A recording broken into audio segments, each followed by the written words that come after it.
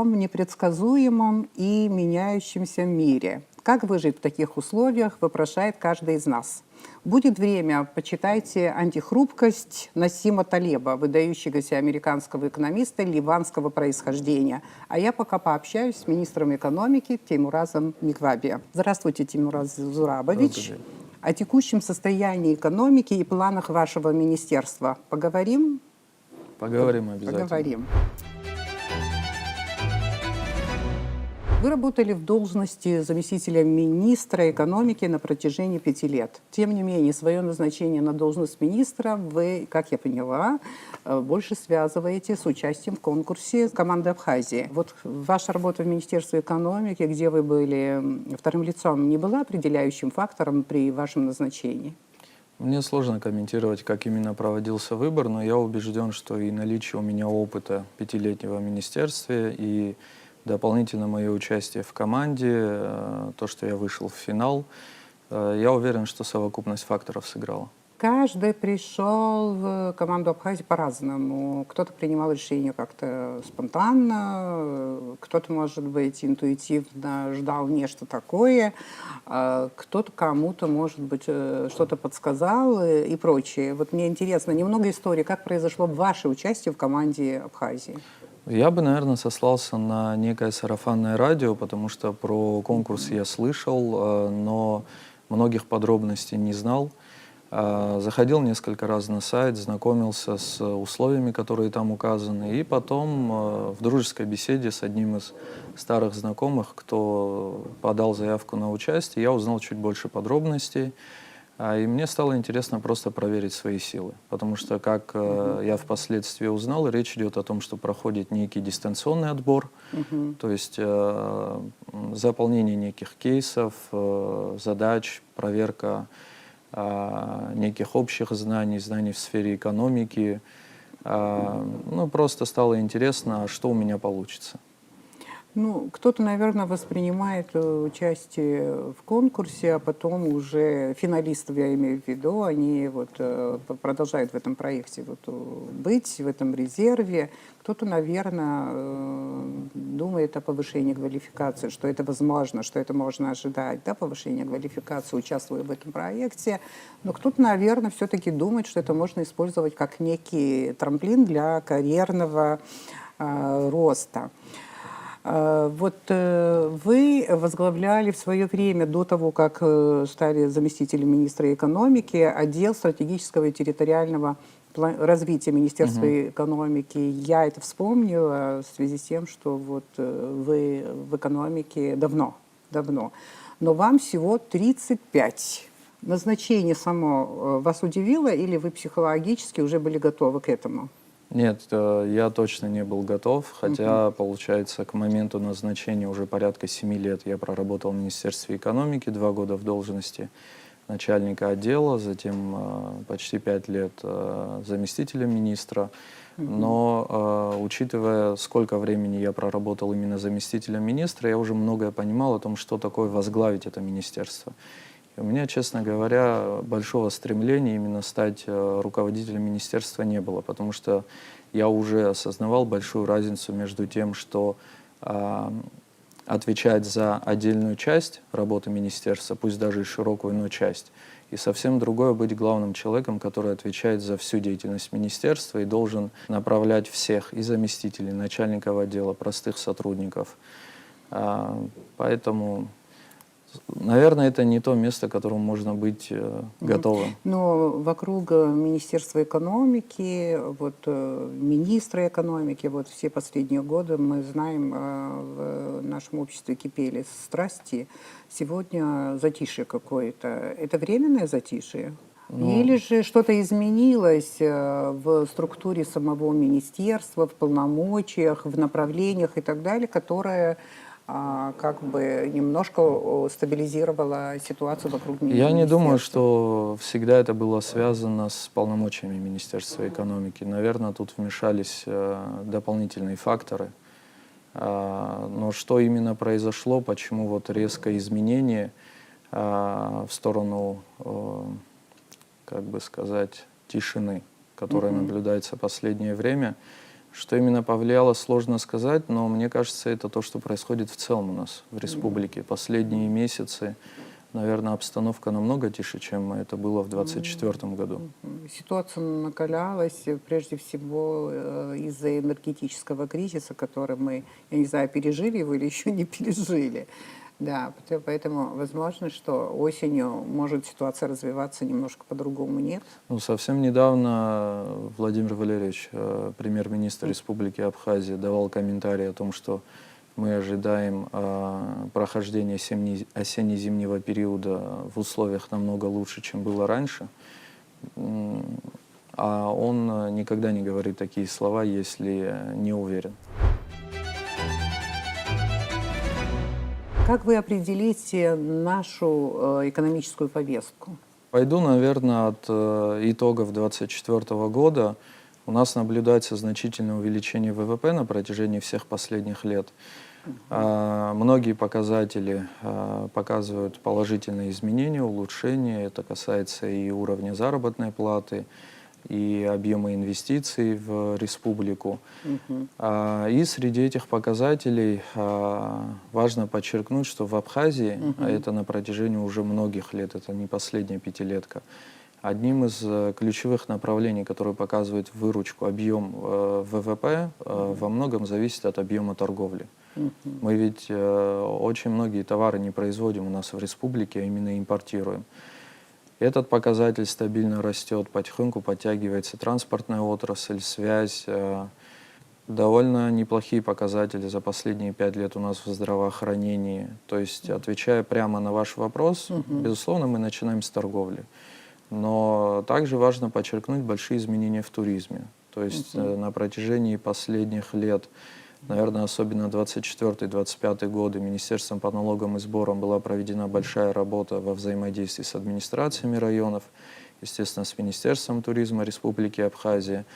Была проведена некая перепись налогоплательщиков, занятых в сфере туризма. Получили данные о том, что у нас количество койко-мест в стране за последние годы значительно увеличилось. И я думаю, что вот этот показатель появления новых мест притяжения, как те же Творчальские водопады, оно однозначно будет влиять на то, что туристическая отрасль будет занимать все больше и больше объем в ВВП нашей республики. Реально, что в экономике происходит? Оживление или уже оживление произошло, идет процесс развития? Наверное, сложно некую грань найти между двумя этими понятиями, но у нас за последние годы создается и уже открыли несколько производственных предприятий, в первую очередь рассчитанных на экспорт продукции из Республики Абхазия. Это однозначно говорит уже о развитии. У нас вот еще один важный показатель – внешнеэкономическая деятельность нашей республики. По итогам 2024 года у нас разница между импортом и экспортом продукции очень существенная. Это 48 миллиардов рублей объем импорта и 9 миллиардов рублей объем экспорта. Это говорит о том, что у нас огромный ассортимент продукции в стране не производится в принципе. То есть нет таких производственных мощностей. А появление таких объектов, оно может и не приведет к тому, что уменьшится объем импорта. Но если объем экспорта будет подтягиваться, это будет значительно улучшать наше положение. Об импорте и экспорте вот я хочу попозже вот с вами поговорить. А вот сейчас хотелось бы спросить, поскольку очень часто говорится о том, что в обществе там и оппозиция об этом говорит, что нет экономической программы, по которой работала бы страна, правительство. И разные экономические программы создавались, презентовались. Какая-нибудь программа вот из этих именно является вот руководством для вас или пока нет таковой? У нас есть главный документ, которым мы руководствуемся в части социоэконом-развития нашей республики. Это государственная программа социально-экономического развития на период 2022-2025 года. Она действует, ее действие заканчивается в текущем году. Сама программа предусматривает обширный перечень мероприятий. Это от всем известных мероприятий по восстановлению инфраструктуры, куда попадает и коммунальная, и социальная, культурная инфраструктура в сфере здравоохранения, много других направлений. Там же у нас предусмотрены мероприятия по повышению заработной платы бюджетников, Там предусмотрен перечень мероприятий по поддержке инвестиционной деятельности. Это речь идет и о поддержке МСП, которую мы осуществляем последние годы, поддержка в сфере сельского хозяйства, реализация крупных инвестиционных проектов на территории республики с привлечением российских кредитных институтов. То есть говорить, что у нас такого документа нет, это неправда, потому что этот документ содержит механизмы, которыми должны руководствоваться в первую очередь наши государственные органы, и механизмы, на которые могут опираться наши предприниматели для того, чтобы понимать, какую поддержку от государства они могут получить в том или ином направлении. Некоторое время назад, ну, скажем, еще в прошлом году, мы говорили о том, что, в принципе, 25-й год, он какой-то завершающий, в смысле оказания вот такой помощи Абхазии социально-экономическому развитию страны и так далее, и там софинансирование и прочие вещи, они как бы должны были завершиться в 25 году. Но похоже, что сотрудничество с Российской Федерацией, оно наоборот в этом году набрало, скажем, большие, серьезные темпы, идет такая активизация сотрудничества во всех направлениях, и я хотела бы спросить, вот есть конкретный какой-то план или документ, который обязательно отразится на нашем развитии экономическом вот в ближайшие годы, в ближайшее время. И, конечно, конкретно как российская помощь в ближайшие годы может отразиться на экономическом развитии Абхазии. Начну с того, что не было вопросом. Вы упомянули, что заканчивается финансирование, заканчивается оказание Российской Федерации помощи. Я не могу быть уверен на 100%, наверное, больше догадываюсь, но думаю, это связано с тем, что после утверждения государственной программы на период 22-25 годы у нас было подписано соглашение с Российской Федерацией, которое предполагает софинансирование российской стороной части мероприятий из этой программы. И соглашение, как и сама программа, были рассчитаны на период 22-25. Соответственно, эта программа заканчивается, действие соглашения тоже заканчивается. И мы совместно с коллегами об этом много говорили во время прошедшей совсем недавно межправительственной комиссии по социально-экономическому сотрудничеству между Абхазией и Россией. Мы находимся в стадии завершения разработки аналогичной программы на период 2026-2030 годы. Она содержит еще более детальный перечень мероприятий. Она также содержит мероприятия, по которым ожидается оказание Российской Федерации финансовой поддержки, и не только финансовой. Так что заканчивается документ, но заканчивается не наше сотрудничество с Российской Федерацией. Хотелось бы, чтобы вот предстоящая пятилетка, скажем, да, нашего экономического развития нас серьезно подвела к саморазвитию, чтобы мы и еще, вот постоянно, чтобы мы, скажем, не просили, да, вот не просили, хотелось бы этого. Скажите, пожалуйста, вот вы как министр экономики, какие все-таки сектора экономики в Абхазии являются приоритетными? Вот как все говорят, сначала туризм, потом все остальное, или вот как вы это рассматриваете? Немного сложный вопрос, постараюсь покороче ответить. Ну вот пример по туристам. Как раз в рамках МПК нами были озвучены планы по увеличению объема туристического потока к 2030 году.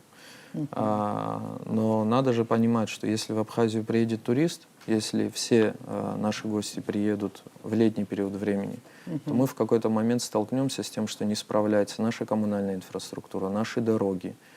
Возможно, даже энергетика не справится с значительным увеличением потребления в отдельных районах. Ну, условно, Гагарский район, Новый Афон, центр города Сухум, где большая концентрация объектов. А вот этим летом были какие-то вот такие критические моменты? Нет, я, насколько знаю, проблем тоже таких не было, но я говорю именно о значительном увеличении туристического потока.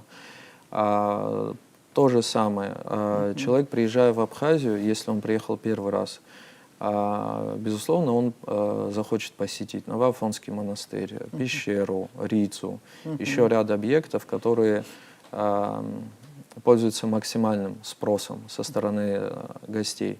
Но когда он приедет во второй, в третий раз, он захочет посмотреть что-то новое, и в какой-то момент есть уже люди, с которыми личные отношения сложились, кто приезжает по 10, по 20 лет. Они в какой-то момент говорят, что мы уже стали местными, в том смысле, что мы сами людей водим по экскурсиям в те же самые места, куда нас раньше водили. Но не так много именно новых мест, куда нам пойти. Появляются новые объекты, новые средства размещения. За последние годы много новых открыли, в том числе средства размещения, которые предоставляют не только возможность переночевать перед тем, как на второй день опять поехать по объектам. Есть объекты, где оказывается некий перечень медицинских услуг, где можно пройти реабилитацию. То есть мы занимаемся расширением ассортимента предоставляемых услуг, а спрос на это действительно присутствует. Есть Потом- понимание развития вот такого целенаправленного курортно-санаторного направления? Да, однозначно. Я потому об этом и заговорил. Следующий блок, который в случае, если все приедут именно летом, следующий блок, который просядет, может просесть при увеличении, допустим, в 2 раза единовременного количества туристов, это общественное питание. Вот по такому принципу мы отслеживаем места, которые могут считаться в некотором смысле слабыми, даже если они справляются на сегодняшний день, с учетом того, какой туристический поток был в 2024 году, какой был в 2025, распределение туристов по месяцам. Но если мы хотим значительно увеличить туристический поток к 2030 году, значит, надо все эти направления подтягивать. Еще одно направление, которым мы уже начали активно заниматься, это распределение туристического потока по месяцам. То есть, чтобы не было такой большой разницы, как есть сегодня, между летним курортным периодом и другими месяцами. У нас, вот вы, наверное, обратили внимание, в мае на майские праздники значительное увеличение количества туристов, потом Конечно. небольшой спад, потом опять увеличение, а очередное увеличение на Новый год происходит. Хотя, например, 10 лет назад, насколько я помню, на Новый год практически никто не приезжал. Сегодня это уже стало актуально, людям нравится В октябре новогодний тоже отдых. раньше было очень мало туристов. Вообще интересно нам отследить, что произойдет в этом октябре. Но я знаю, что сейчас тоже есть желающие приехать и приезжают Да, в октябре. приезжают. В октябре есть запрос. Приезжают, действительно приезжают. Это вот отвечая на ваш вопрос, что мы видим в приоритете. В приоритете, безусловно, но не факт, что на самом первом месте, но явно в топе, это вопрос туризма. Но туризма не в том виде, как он есть сегодня, а с изменением этой структуры, с изменением времени, когда люди приедут, и явно с То увеличением есть ассортимента услуг. туризм надо натянуть на все сезоны. Не только Обязательно, лето, а на все обязательно. сезоны, я так понимаю. Тогда будут постоянно, круглый год зарабатывать и железная дорога при перевозке туристов, и все наши коллеги, занимающиеся трансфером на автомобилях. То же самое касается морского сообщения, которое совсем недавно началось. Безусловно, аэропорт. Поэтому у нас одна из задач – это распределить туристический поток по месяцам, снизить разницу между зимой и летом в концентрации.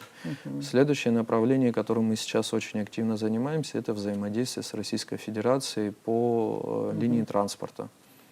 У нас в последние годы значительное улучшение по линии железной дороги. Есть у нас уже реализованный инвестиционный проект контейнерного терминала в городе Очимчира. По нему ожидаем в ближайшее время улучшение существенное. То есть вопрос транспорта у нас также стоит в топе. То же самое аэропорт. Вот в настоящее время мы уже оцениваем итоги первого курортного сезона, но у нас в планах не замораживать аэропорт на зиму. Нам очень важно, чтобы он продолжил функционировать. Железная дорога, она такая рабочая, по-настоящему рабочая до Очимчира или дальше тоже? Не до Очимчира. До Очимчира, да. Скажите, что больше всего финансирует государственный бюджет из экономических направлений? Какую отрасль? У нас с коллегами обсуждается вопрос, его совсем недавно озвучил Сергей Владимирович Кириенко, это увеличение объема помощи малому и среднему предпринимательству из средств и Российской Федерации, и абхазского бюджета. По объему, наверное, на втором месте это будет поддержка сельского хозяйства. Ну и отдельным блоком идет большой объем финансирования из республиканского бюджета и из средств, предоставляемых Российской Федерацией на восстановление энергетической инфраструктуры, дорожной, восстановление больниц, школ, библиотек. Это направление, которое мы называем инвестиционная программа содействия социоэкономразвитию. Ну а в целом какая отрасль в нашей стране больше всего бюджетных средств поглощает? Пусть это даже не экономика, а вот какая структура? Один из главных расходов бюджета – это заработная плата бюджетников. А какая отрасль показывает хорошую динамику? Только туризм? Туризм, транспорт. Туризм и транспорт. Меньше всего мы стали говорить о производстве. Я помню, было время, когда мы говорили, что нам надо развивать производство и так далее, что туристическая отрасль почти буквально превращает нас или превратит там в обслугу. Все же, что вам видится основными драйверами развития нашей экономики? Ну, давайте насчет... Туризм и транспорт или Давайте все же то, скажем, до чего мы еще не дошли? Скажем Да, насчет да. перекоса. Возможно, я подозреваю, что это может быть связано с тем, как люди обсуждают эти вопросы. Может быть, не обладая всей полнотой информации. Перекос у нас в общественном мнении, безусловно, есть, потому что сегодня гражданин Абхазии, житель Абхазии, может себе позволить, затратив не такие уж большие средства, либо сдать в аренду квартиру, где он сам живет, и переехать к родителям в деревню, какое-то время там находиться и заработать именно в туристический сезон. Может, у него есть земельный участок и не такой уж большой объем средств, что он может себе позволить поставить небольшие деревянные домики на этой территории и привлечь туристов. Я думаю, что этот перекос связан именно с тем, что до производства человеку, одному отдельно взятому или семье, как правило, добраться сложнее. Потому что производство, это, в первую очередь в голове рисуется некий завод. Для этого нужны значительные средства, нужны специалисты, которые знают, как и что производить. Нужно потратить очень много времени для того, чтобы наладить весь производственный процесс, а до него потратить, может, даже несколько лет для того, чтобы саму идею на бумаге сформулировать. Но что касается производства, вот примеры приведу. Завод по производству тихих вин в селе Лабра. Неподалеку также в селе Лабра завод по производству кисломолочной продукции. Вот завод по производству тихих вин уже функционирует. Завод по производству кисломолочной продукции, оборудование они уже почти все получили, скоро должны запуститься. Можно я повредничаю? После молочного завода, вот Сухумского, Да. помните, сколько разговоров Да. было вокруг этого завода? И я была удивлена, что в Ачмечирском районе аналогичный практически появляется завод. Вот скажите, откуда продукция будет браться или сырье? Сырье откуда? Сырье, часть, может даже значительная часть, это привозное сырье, но на отдельные виды продуктов будет использоваться и местное. Но это частный предприниматель открыл этот завод, да? Да, это частное предприятие. Но у нас по такому же принципу Гудоутский район, завод по производству безалкогольных напитков и пива, функционируют на протяжении уже многих лет такие предприятия, как Вина и воды, Шато Абхаз. На их фоне объемы производства поменьше, но очень высокое качество продукции, Аргун, Яшта, вина, и есть также линейка покрепче. Так что сказать, что у нас совсем нет производства, да, они, большинство, кого я перечислил, они связаны так или иначе с напитками. То же самое Сухумский пивоваренный завод, минеральные воды Абхазии. Они связаны с тем, что у нас в избытке сырье, вода. Также параллельно те, которые занимаются винами, они занимаются высадкой винограда. Причем последние годы, вот у нас недавно была беседа с представителями ассоциации виноделов, в последние годы ведется ими самостоятельно очень большая работа по восстановлению абхазских автохтонных сортов. После войны произошла деиндустриализация, да, в Абхазии. Не только в Абхазии, понятно, вообще на всем советском пространстве происходил этот кошмар. Но у нас тоже после войны все, что мы имели, предприятия, которые были в советское время, мы просто разграбили. Мы их даже не сохранили, не законсервировали и так далее. Это, конечно, я вам не в упрек говорю, это в упрек другим, кто должен был это сделать.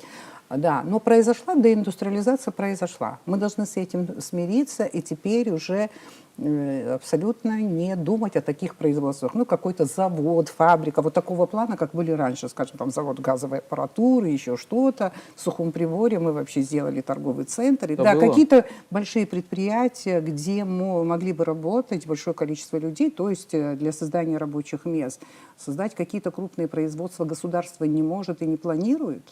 Воду производим, там, вина и так далее, алкогольную продукцию и пиво. Все не прослеживается существование другого сырья, которое стало бы основой для развития промышленности в Абхазии.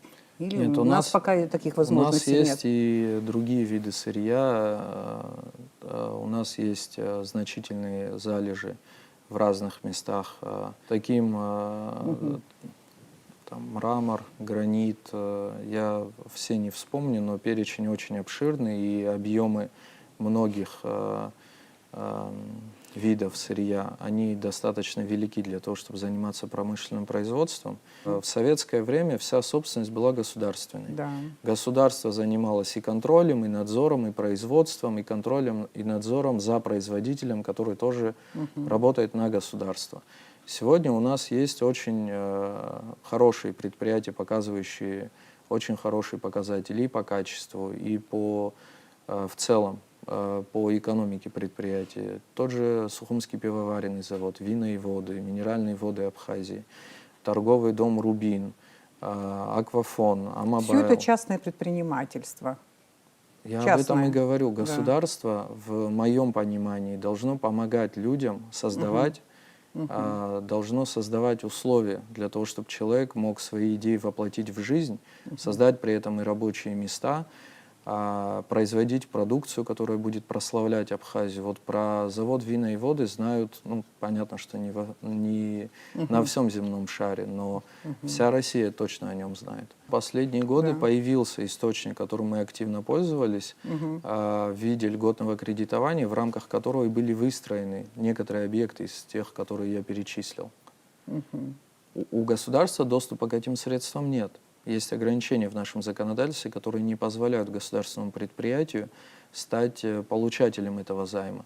Но абхазский предприниматель, открыв общество с ограниченной ответственностью, может получить доступ к этим средствам.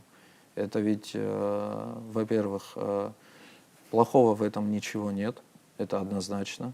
Но и предприятия, которые функционируют, они показывают хорошие показатели.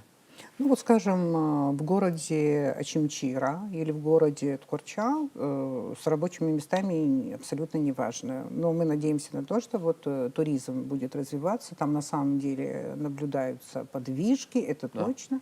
Да. Но вот государство само не может вот предложить тем же предпринимателям, или само государство не может вложиться, чтобы создать там какое-то энное количество рабочих мест, которые оживят жизнь вот в этих районах? Или это должно происходить по законам рыночной экономики? Сколько тоже? у нас объектов государственных, к которым есть вопросы? Частный работает, к нему приходит налоговый инспектор, они отчитываются, все в порядке. Если не в порядке, приходят с проверкой, тогда все исправляют. А про государственные объекты? Я надеюсь, никого не обижу, не попаду в чего-то родственника. Сколько у нас объектов на территории Абхазии, которые стоят закрытые со времен войны. Человек на этом объекте сидит и ничего не делает. Но в то же время никому туда зайти не дает и говорит, пока вы мне не заплатите какую-то сумму или моего сына в долю не возьмете, я это никому не отдам. Вот о цифровизации экономики сейчас везде говорят очень много. Какие-то действия вы предпринимаете в направлении цифровизации? В направлении непосредственно цифровизации, тем более производственных процессов на объектах, мы на текущий момент не предпринимаем никаких действий, потому что цифровизация производственного процесса, она содержит в себе значительное количество плюсов. Это сокращается шанс того, что вмешается человеческий фактор, где-то ухудшится качество продукции, где-то объем из-за этого уменьшится. Но в то же время это означает заменить практически все оборудование, которое стоит на действующем заводе. Это не просто где-то там датчики подвесить. Чаще всего речь идет о замене производственных линий. И это будет означать большие объемы расходов для производителей. Но в то же время на отдельных объектах производится поэтапная смена производственных линий целиком или их частей, которые являются более автоматизированными по сравнению с предыдущими. В то же время там остается оператор, физическое лицо, работник, который следит за тем, как это все работает. Но говорить о том, что можно и нужно прямо сейчас в Абхазии все переводить в цифру, это просто огромные расходы, и непонятно, когда они окупятся. Теперь давайте вот немного поговорим о поручениях президента, которые, похоже, должны серьезно активизировать сейчас все министерства, все правительство нашей страны. И вот постепенно мы будем наблюдать за тем, что происходит в связи с этими поручениями. Хочу обратить внимание на некоторые вопросы. Конечно, не на все поручения, которые касаются именно вашего ведомства и вашей работы. Не секрет, что малый и средний бизнес, о котором вы уже выше тоже говорили, да, движущая сила экономического развития. Вот, в одном из поручений говорится, процитирую, разработать и утвердить ведомственную целевую программу поддержки малого и среднего предпринимательства. Вот интересно, вокруг какой позиции вы будете формировать эту программу? Чуть, наверное, сдалека начну. Государственная Давайте. программа на 26-30 годы, о которой я уже говорил ранее, это основополагающий стратегический документ, в рамках которого каждое из ведомств, в том числе Министерство экономики, должно выстроить уже работу по направлениям, по более узким и более детализированным направлениям. Одно из этих направлений — это как раз поддержка малого и среднего предпринимательства. У нас такая работа ведется с 2022 года. У нас однозначно желание не останавливаться уже на достигнутом. Мы постоянно ведем мониторинг того, как функционируют предприятия, которым была оказана поддержка в прошлые периоды. И на базе уже полученного опыта, и в том числе постановления Кабинета министров об утверждении целевой программы поддержки МСП на 2025 год, мы будем готовить предложение об утверждении программы на 2026. Но сейчас, вот совсем недавно у нас была делегация из Псковской области, с коллегами из правительства мы обсудили вопросы того, как у них поддержка МСП и сельского хозяйства осуществляется в регионе. Там есть программы, где и отдельно финансирование из региона, есть где финансирование идет из региона, из федерального центра. Механизмы у них немного отличаются от тех, которые мы применяем. И мы договорились уже об обмене опытом, много информации они нам уже предоставили. Много обсуждали эти вопросы с нашими визави из Минэкономразвития Российской Федерации.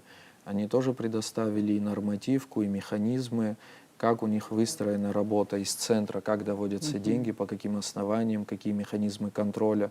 Но самое главное, кто такой потенциальный получатель средств из бюджета и как они выбирают направления, в которых они осуществляют поддержку. Вот важный момент, что в Российской Федерации 99% программ не связаны с тем, что человек получает деньги до того, как он что-то сделает.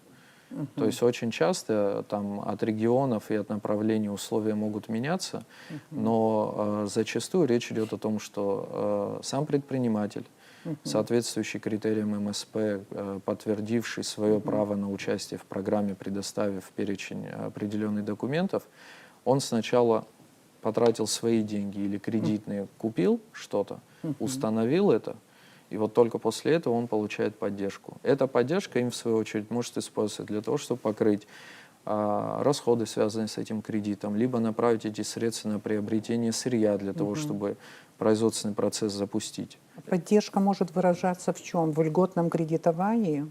Поддержка выражается в случае. субсидировании процентной ставки, в предоставлении субсидий напрямую ему. То есть он купил, предприниматель, приобрел станок стоимостью 5 миллионов рублей, и ему 30-40, в разных регионах разные проценты, 30-40% от стоимости, от размера затраченных средств ему предоставят безвозмездно. Даже безвозмездно. Да, это безвозмездные средства, Да. но с него требуют увеличить количество рабочих мест, увеличить объем выручки и в течение не менее 2 лет не отчуждать оборудование, в отношении которого ему была предоставлена субсидия. То есть они заранее задают условия, которые подходят только тому, кто действительно будет работать, кто не хочет проесть эти средства. Потому что, подавая заявку, предприниматель понимает, что поданная заявка впоследствии еще 2 года тянет за ним обязательства. И невыполнение этих обязательств приведет к тому, что его попросят вернуть предоставленную субсидию. В России это работает хорошо, вот этот механизм? Да, но в разных регионах разные условия, но показатели в отдельных регионах очень хорошие. Вот один из вопросов, который я долго обсуждал с моим коллегой, с министром экономического развития Псковской области, это вопрос того, что они создают технопарки и агропарки. То есть они создают инфраструктуру, где можно будет заниматься производственным процессом отдельным предпринимателям, еще и собирают их по принципу, что под одной крышей, допустим, 5 предприятий небольших. Предприятие номер 1 занимается производством из некого сырья, а его готовая продукция является сырьем для следующего. А последний участник этого процесса занимается упаковкой того, что произвел его предшественник. И они таким образом либо создают производственный цикл в рамках одного технопарка, либо нескольких технопарков, а еще могут привлекать туда агропарки. Условно, если в технопарке кто-то занимается производством выпечки, то из агропарка ему поставляют либо муку, либо яйца, либо другое сырье, которое ему необходимо для производства.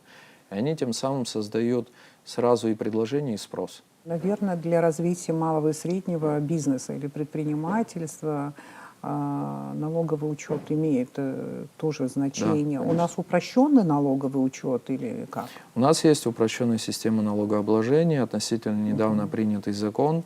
Его применение связано с обязательством налогоплательщика установить контрольно-кассовую технику. Мне сложно говорить за моего коллегу, но у меня лично подозрение, что не так много предприятий на текущий момент используют эту систему, потому что не установили контрольно-кассовую технику.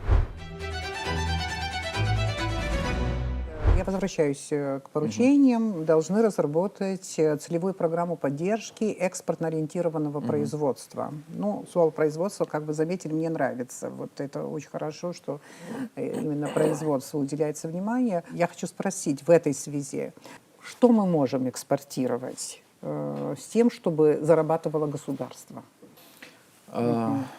Давайте чуть по-другому скажу. Экспорт у нас...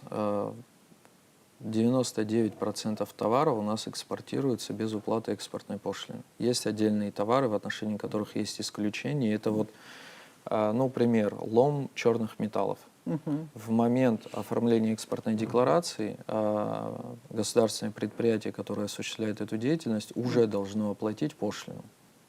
Но в отношении подавляющего числа товаров ситуация обратная. Мы поддерживаем экспорт товаров за пределы Республики Абхазия, не вводя экспортные пошлины. Только за счет того, что не создаем дополнительных расходов для экспортера до того, как он получил выручку, мы уже осуществляем поддержку экспорта. Но почему для государства это важно? Это мы возвращаемся опять к разнице между экспортом и импортом. Отсутствие паритета 48,9 – это действительно очень большая разница. И чем больше товаров из Абхазии будет экспортироваться в другие страны, естественно, в первую очередь в Российскую Федерацию, тем больше остаточной стоимости будет оставаться на территории Республики Абхазия. Это те же рабочие места, это оплата за все сопутствующие услуги, а возможно вокруг этих предприятий, как, например, вокруг Винной воды, появится много небольших предприятий, которые также будут зарабатывать. В развитии этого вопроса рынок имеет огромное значение для развития производства. Вот я помню, после войны была попытка возрождения чайного производства. И я помню, что некоторые энтузиасты пытались это все организовать, люди собирали чай, руководители наших чайных фабрик или чайного производства, они пытались вывести в Россию, в российский рынок, но у них все это не получилось. В итоге все это провалилось, и, в принципе, чайное производство, вы знаете, в каких объемах сегодня в Абхазии существует, в очень таких малых Да, и, кстати, вот чай, я имею в виду кутольцев в этой связи, их продукция пользуется на местном рынке, кстати говоря, большим спросом. Я очень часто покупаю их чай. И, в принципе, когда еще подарки надо кому-то делать, гостям и Да, так далее, да. тоже покупаю эко-чай. Мы понимаем, что, может быть, не все так думают, но я так думаю, что мы зря загубили этот чай. И был период, недавно, кстати, тоже, я помню, все время возникала проблема реализации меда, нашего меда, продуктов пчеловодства на территории России.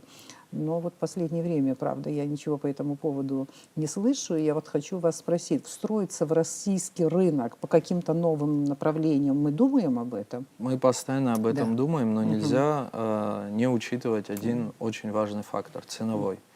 Вот у нас есть соглашение о режиме торговли товарами с Российской Федерацией, подписанное еще в 2012 году. Перечень товаров в отношении льготы, предусмотренные соглашением, перечень товаров, в отношении которых эти льготы не применяются, он очень короткий. Это означает, что практически все, что Абхазия может производить, Российская Федерация предоставляет этим товарам условия практически аналогичные внутренним. То есть, получив сертификат страны происхождения в торгово-промышленной палате, мы перевозим этот товар через государственную границу, осуществляем таможенное оформление в России без уплаты таможенной пошлины. Таможенная пошлина, она зачастую может играть роль ограничителя. В данном случае, что товары, в отношении которых эта роль имеет место, и товары, в отношении которых эта роль не используется, по этим товарам российский рынок для нас открыт. Но у нас большая разница в объемах производства с российскими предприятиями, с предприятиями, которые являются иностранными и экспортируют свою продукцию на территории России. Ну вот условно чай. Для того, чтобы экспортировать абхазский чай в Россию, значит, надо конкурировать по цене. По пошлине все. Нам помогли, в этом смысле рынок открыли. Но нам все равно надо конкурировать с крупными производителями. Это, наверное, будет Китай, Индия. И когда упаковка абхазского чая окажется на российской полке, там будет вопрос, что можно купить тот чай, который я всегда покупал, или можно будет купить какой-то новый. А не факт, что этот новый окажется дешевле по цене. Но вот здесь как раз это не нивелирует вопрос разницы существенной в цене между крупным и мелким производителем, но наша программа поддержки экспорта направлена на то, чтобы познакомить российский рынок с абхазскими производителями. Программа у нас сейчас в разработке, в ближайшее время мы завершим, но у нас пока уже есть некие ориентиры. В случае, если коллеги из уполномоченных органов, правительства Республики Абхазия, если нас поддержат, то предполагается, что в программе будут предусмотрены механизмы оказания предпринимателям абхазским поддержки при экспорте продукции, то есть, возможно, даже субсидирование части транспортных расходов при вывозе. И второе, на мой взгляд, более важное направление – это оказание поддержки при участии в российских выставках промышленных. То есть вот один из примеров, о котором мы слышим каждый год, откуда абхазские делегации всегда уезжают с золотыми медалями, это «Золотая осень». То есть наши вина, компоты и многие другие продукты много раз завоевывали первые места и даже гран-при в рамках этого конкурса.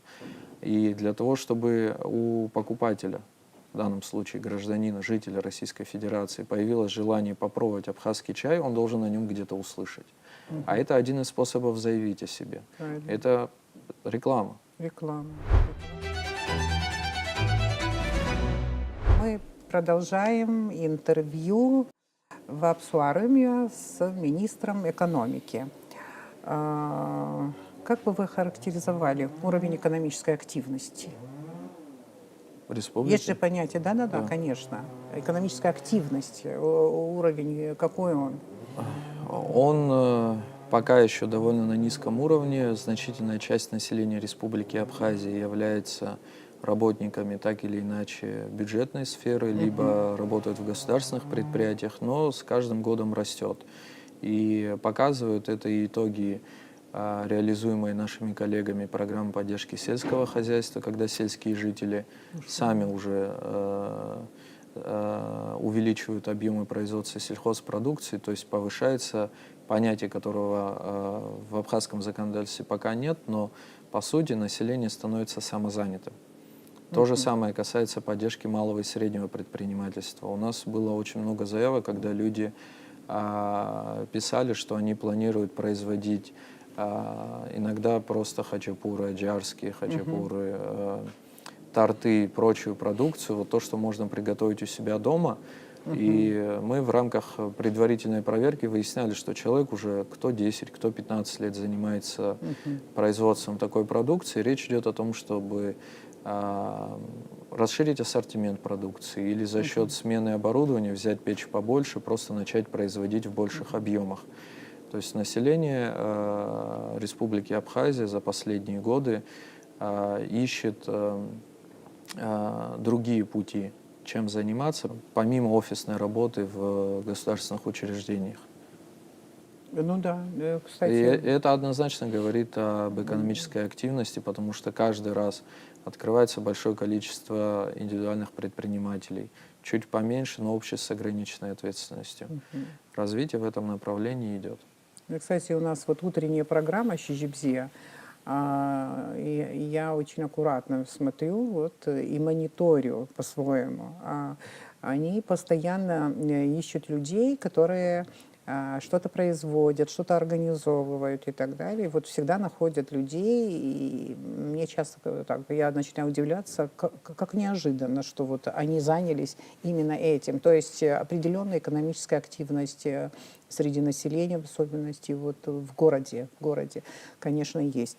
Но о каких-то темпах роста экономики определенных вот в течение этого года или следующего вы можете говорить? Нет, пока я эти вещи не готов комментировать, потому что, повторюсь, мы в стадии завершения разработки проекта государственной программы, и это один из самых важных показателей, по которому мы продолжаем сбор данных для того, чтобы это оказался не просто прогноз, а аргументированный прогноз.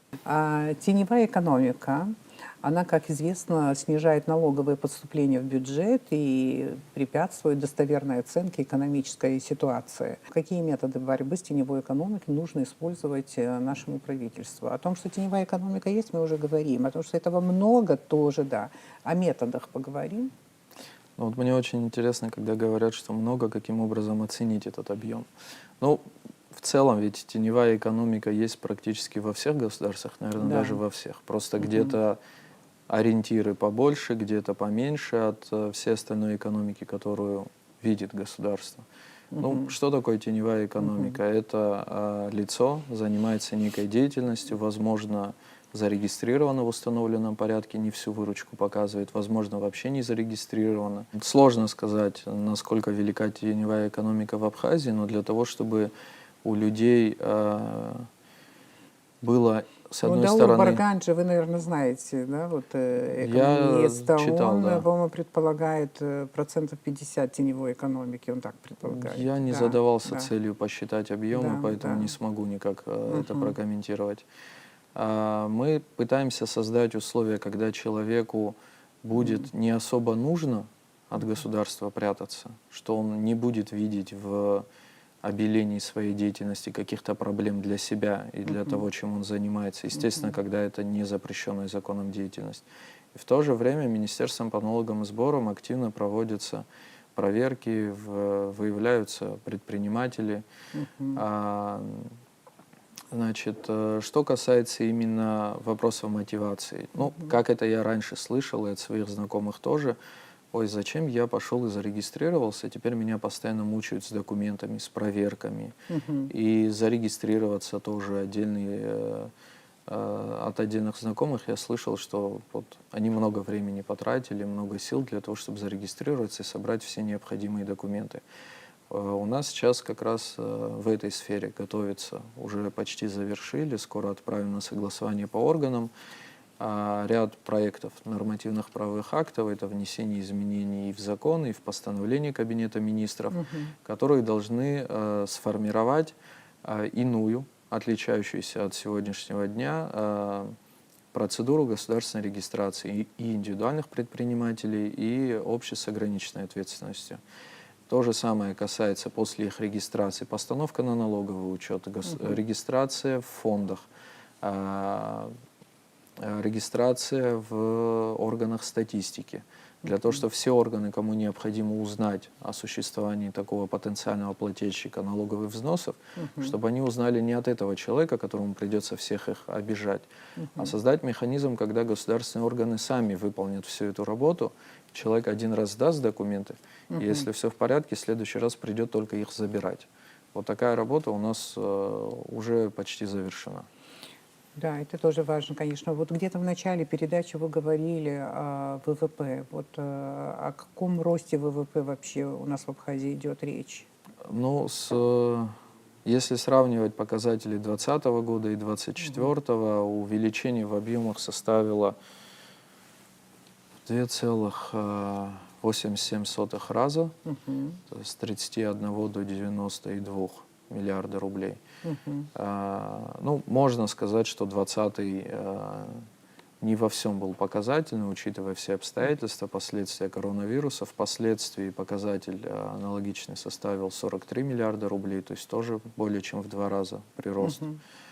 В будущем это, опять же, показатель, один из важнейших в рамках государственной программы соцэкономразвития.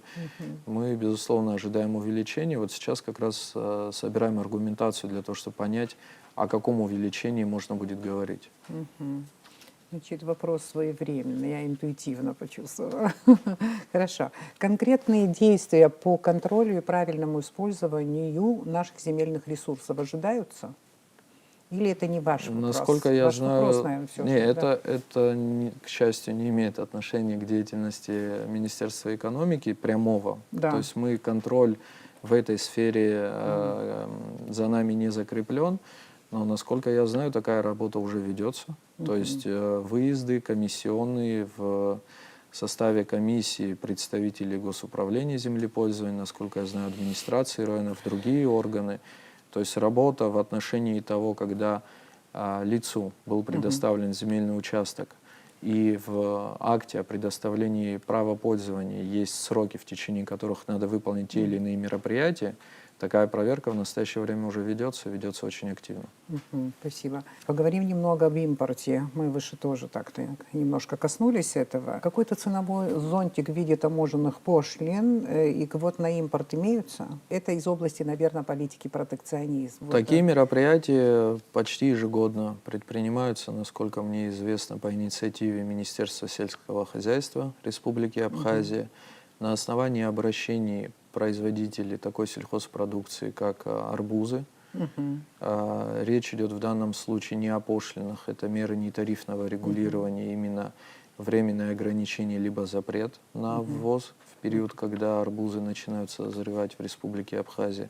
Впоследствии вводится это ограничение на короткие промежутки времени, и после того, как наши производители успеют реализовать большую часть своей продукции, потом этот запрет снимается. То есть такая практика существует, и она, насколько я знаю, года с 2004 или 2005 точно реализуется.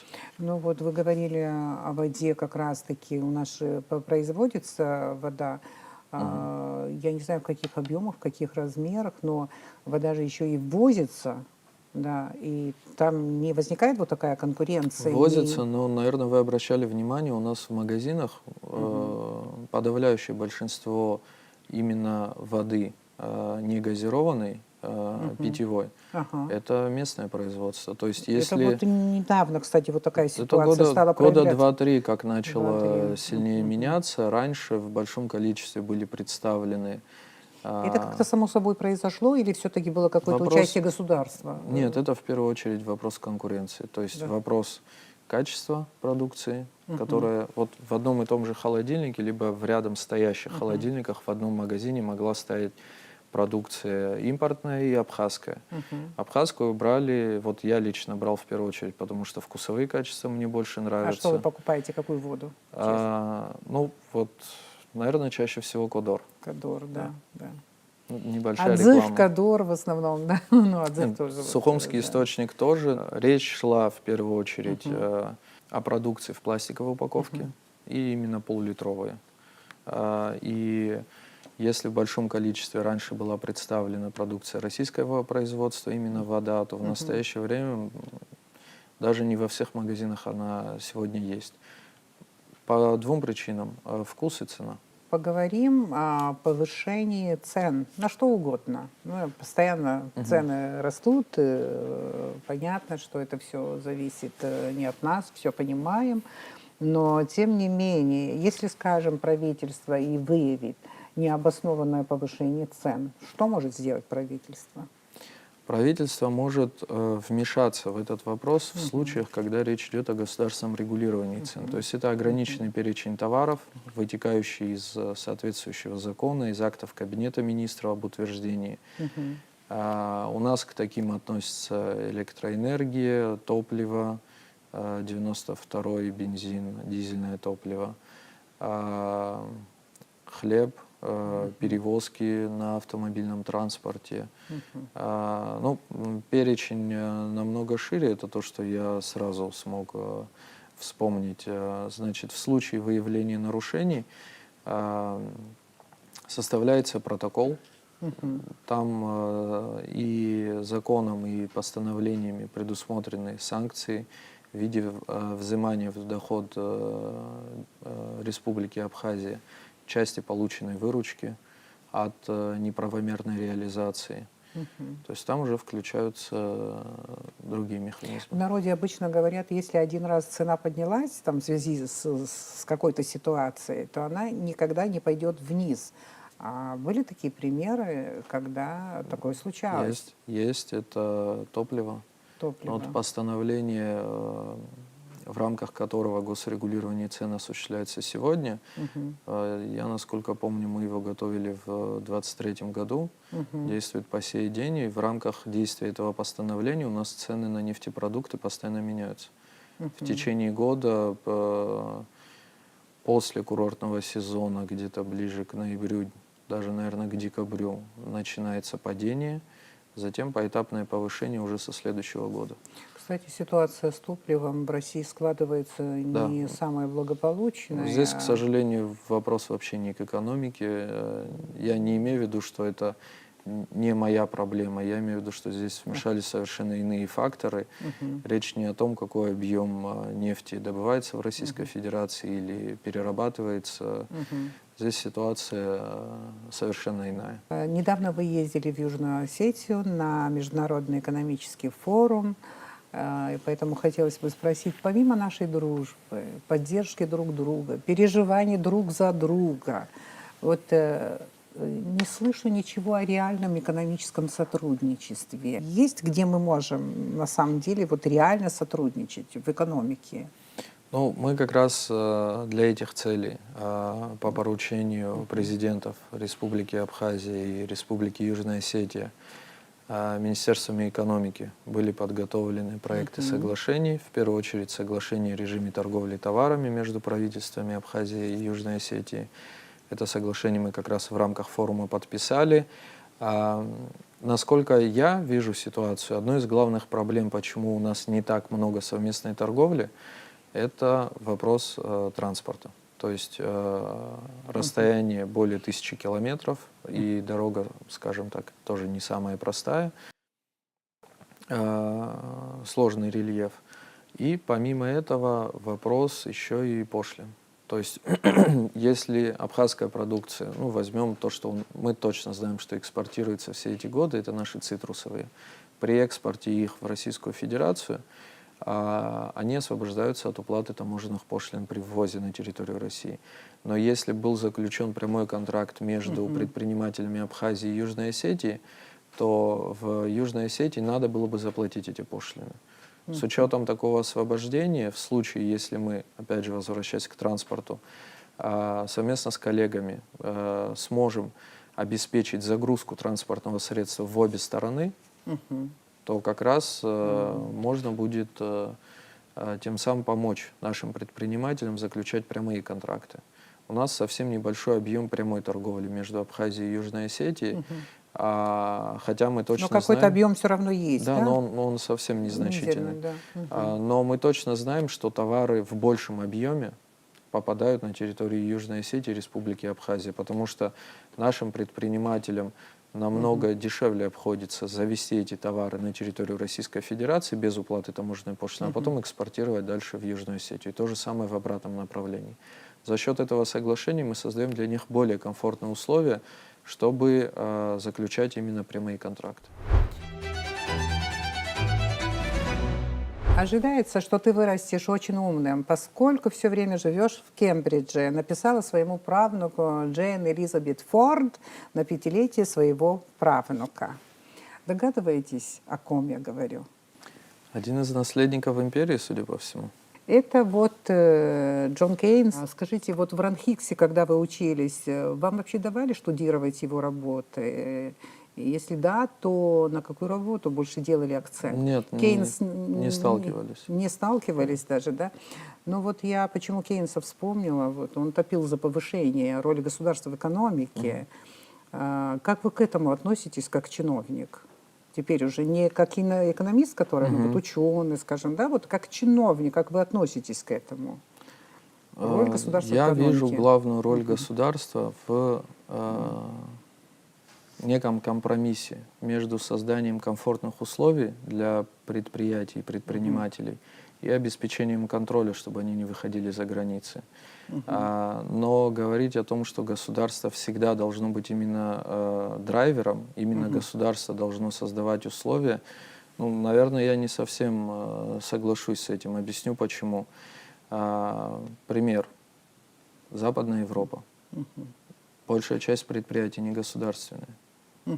Да, у нас есть значительная разница в том, как мы развивались, в том, как строилась наша экономика.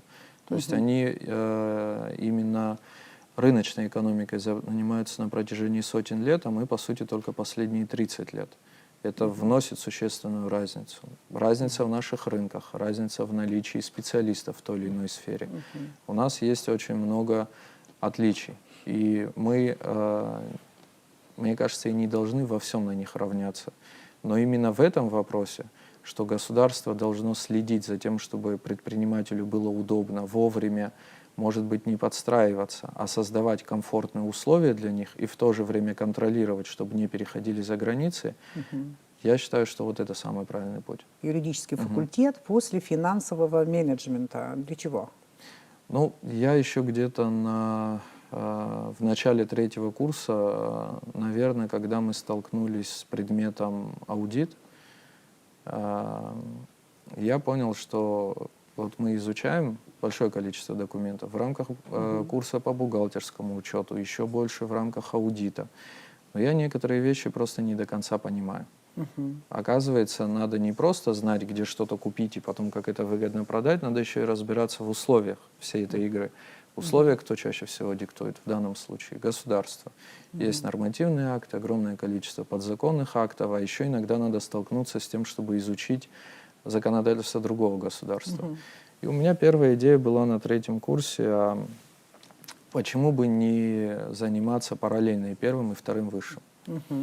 И тогда как раз Лашин Угзарович Ашуба, наш спикер, он учился на год старше, именно на том же юридическом факультете, где я впоследствии учился. Я переговорил с ним, узнал кое-что о деятельности факультета, о том, как там готовят людей, и заинтересовался. Зашел в деканат, представился, объяснил, что я хочу. И они мне сказали, что у меня есть 2 варианта.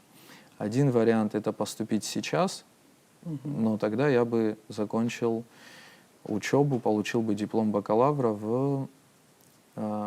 получается, в 2015 году. Или я мог поступить после получения диплома о 1-м высшем и закончить в 2014, потому что у них программы отличались для тех, кто уже получил диплом и кто не получил. И поэтому впоследствии я еще больше убедился, что да, действительно, это очень интересно и нужно.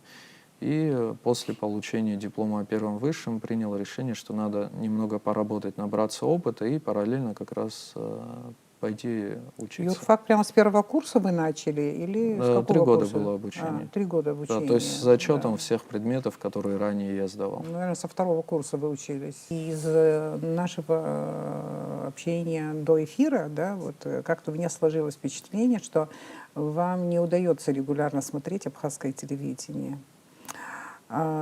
Скажите, о текущей ситуации откуда вы узнаете? О новостях, обо всем, что происходит в стране и так далее? Вот, может быть, вы в социальных сетях вот узнаете, может, подписаны там? В социальных сетях периодически листаю наши новостные ленты, источники посерьезнее, источники, где может быть больше просто информации, которая гуляет по улицам, потом пытаюсь перепроверить. Но вот у меня дома телевизора как такового нет, то есть не подключен к антеннам, и большую часть информации получаю именно через телефон. У вас телевизора дома нет, прям в семье телевизора Не, нет? он у нас есть, но он используется только для просмотра иногда мультиков с детьми. В остальное время он выключен. Мгм. Интересно. Первое интервью вы дали не государственному каналу. Я это тоже заметила.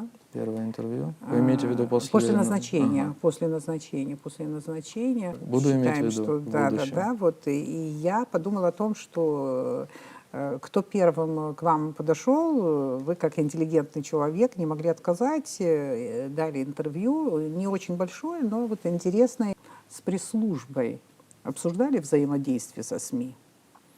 Обсуждал. В настоящее время у нас произошли некоторые кадровые изменения. Я в настоящее время в поиске нового специалиста, который будет заниматься этой сферой. Кстати, вот недавно мы обсуждали вопрос наших пресс-служб, и я надеюсь, что вообще мы вернемся глобально к этому вопросу, потому что в пресс-службах министерств и других ведомств все-таки должны работать люди со знанием языка государственного. Обычно наши спикеры, чиновники, они соглашаются на интервью не на государственном языке, к великому сожалению, и поэтому я вам даже не стала предлагать, понимая, что вы мне все равно скажете, что об экономике говорить мне будет тяжело, и учитывая то, что это первый опыт такого большого интервью, я не стала вас напрягать, но несколько вопросов, хотя бы 1-2 вопроса я вам задам. Абсолютно.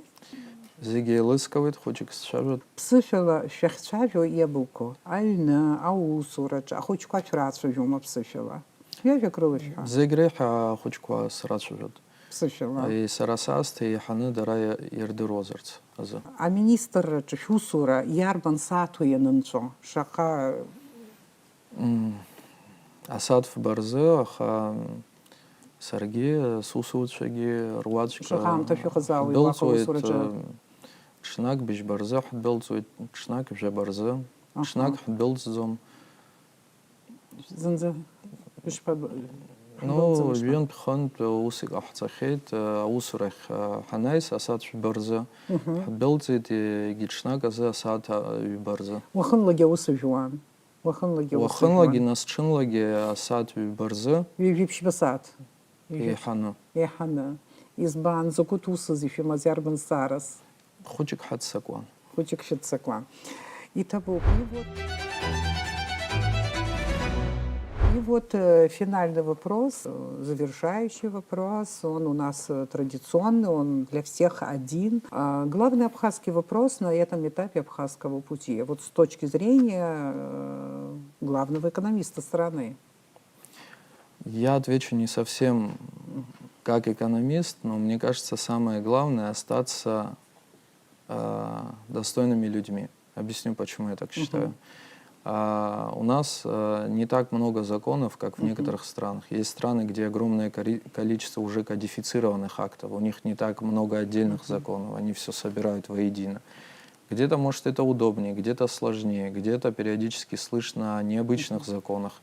Есть законы о том, что нельзя в микроволновку какие-то объекты класть. Оказывается, за это уже можно получить наказание. Но законы пишутся для чего?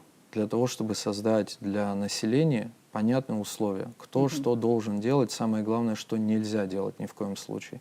Как мне кажется, если руководствоваться нашими главными постулатами, честь, достоинство, уважение к старшим, то, может, даже и законов понадобится меньше, потому что не придется создавать преграды для людей, они просто не будут думать о том, как нарушить действующие правила. Спасибо большое. Интересно. Новое в нашем экономическом мышлении – это то, чего хотелось бы нам. Это мое послесловие. Спасибо вам за интервью. Желаю нашей экономике антихрупкости. В начале передачи я говорила о работе Талеба. Понедельник не всегда тяжелый. Всем удачной рабочей недели. Спасибо. Спасибо.